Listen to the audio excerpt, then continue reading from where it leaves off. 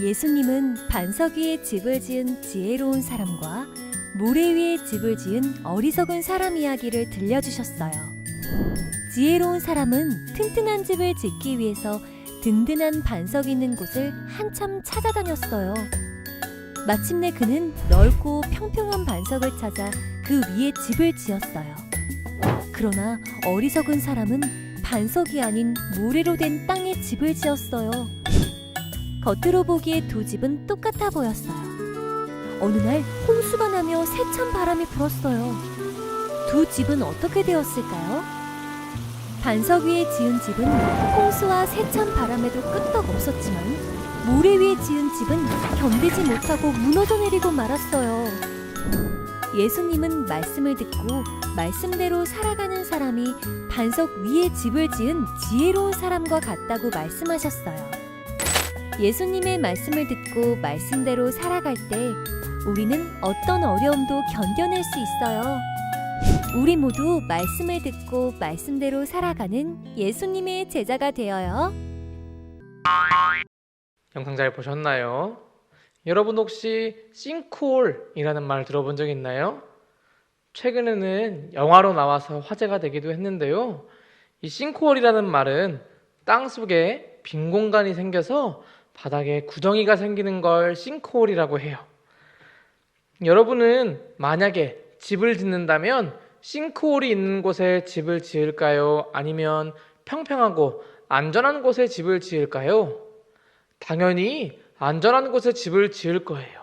왜냐하면 싱크홀이 있는 곳은 금방 무너져 버리기 때문이에요. 오늘 말씀에도 이와 같이 집을 어디에 짓는 것이 좋은가에 대한 이야기가 나오고 있어요. 예수님께서는 산에서 많은 사람들에게 말씀을 가르치셨어요.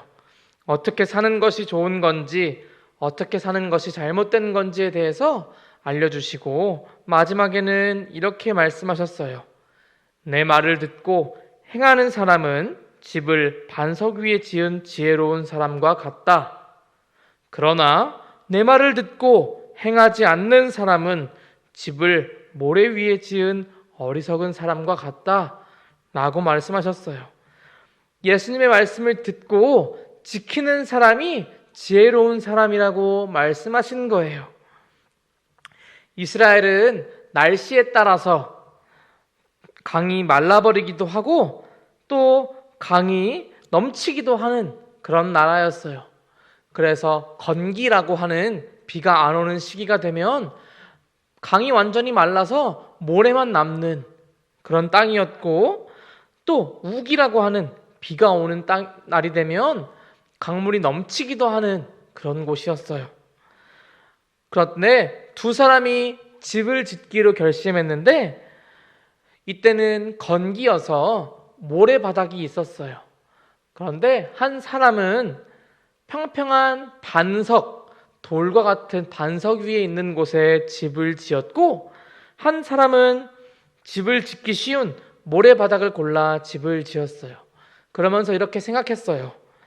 에이, 설마 무슨 일이 있겠어? 집만 튼튼하게 지으면 되지 라고 생각했어요. 시간이 지나고 우기가 찾아왔어요. 점점 먹구름이 끼기 시작하고 비가 내리기 시작했어요.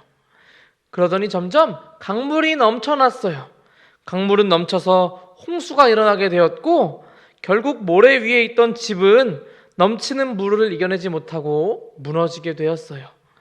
그렇지만 반석 위에 집을 지었던 그 집은 튼튼하게 반석이 지켜주었기 때문에 무너지지 않고 그 홍수를 견딜 수 있었어요. 예수님께서 말씀해 주시는 것은 바로 이런 거예요. 말씀을 듣고 지키는 사람은 반석 위에 집을 지은 것처럼 어떠한 어려움이 와도 든든히 버텨낼 수 있지만, 반석이 아닌 모래 위에 집을 지은 사람은 말씀을 지키지 않은 사람처럼 금방 무너져 내린다는 거예요.